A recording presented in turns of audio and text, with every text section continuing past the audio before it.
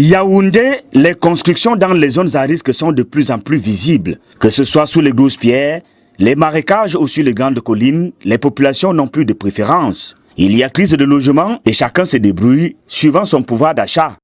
C'est une question de pouvoir d'achat, la pauvreté ambiante. Car chacun aimerait bien se bâtir. Et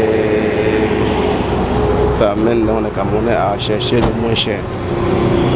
De ce fait, les terrains dans les zones à risque sont moins coûteux que ceux des zones viabilisées.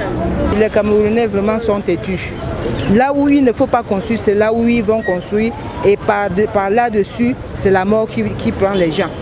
C'est ce que je peux dire. Je ne peux pas parler plus que ça. C'est la têtutesse des Camerounais. Par exemple, le tragédie de Damas de l'autre jour. Vous avez vu comment ça a fait. Ça a écrasé, ça a tué beaucoup de gens. Ils n'ont pas l'argent, mais quand tu es dans une zone qu'après un temps, ça peut faire des dégâts. Tu restes. Est-ce que alors c'est bon?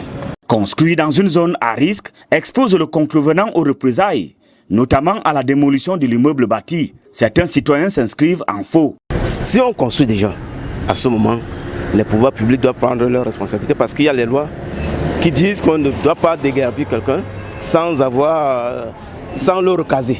À ce moment, les pouvoirs publics doivent prendre leurs responsabilités et recaser ceux qui sont déjà dans le coup. À nos jours que le temps sont durs, on ne peut pas enlever les gens comme ça pour dire que allez vous chercher. Ils vont aller se chercher où les temps sont durs. Même les gens ils ont construit là où on a interdit, c'est les têtus, on va seulement les déguerpir là-bas. D'autres par contre soutiennent avec fermeté ces démolitions de l'État. Pour eux, les populations exposent leur vie. L'État a raison de casser. L'État a raison de casser concernant ces personnes qui aillent construire. L'État ne doit pas indemniser les personnes qui ont construit sur les endroits à haut risque. Ça ne se fait pas. En fait, d'une part, n'est-ce pas, nous accordons la faute aux populations parce que vous ne pouvez pas aller construire dans les zones à haut risque, c'est-à-dire les montagnes. Vous risquez déjà votre vie. Vous voyez un peu. Et que faire pour définitivement tordre le cou à ces constructions à risque? Les pouvoirs publics doivent veiller effectivement qu'on n'engage pas les travaux dans ces zones. C'est-à-dire avec les municipalités. Les municipalités doivent veiller. De sorte que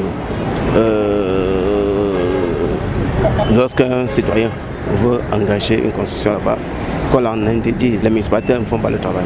Il va falloir que l'État mette en avant les subventions pour que la population ait au moins, je sais pas, cet amour, cette fraternité, cet amour de pouvoir se construire quelque part où ils seront à l'aise que d'aller construire dans les zones à risque. La crise de logement est réelle dans toutes les grandes villes du Cameroun. Les prix de la location ont quasiment triplé depuis 10 ans, ce qui amène chaque citoyen à se trouver une parcelle de terrain dans l'espoir de se bâtir une maison et de vivre en famille.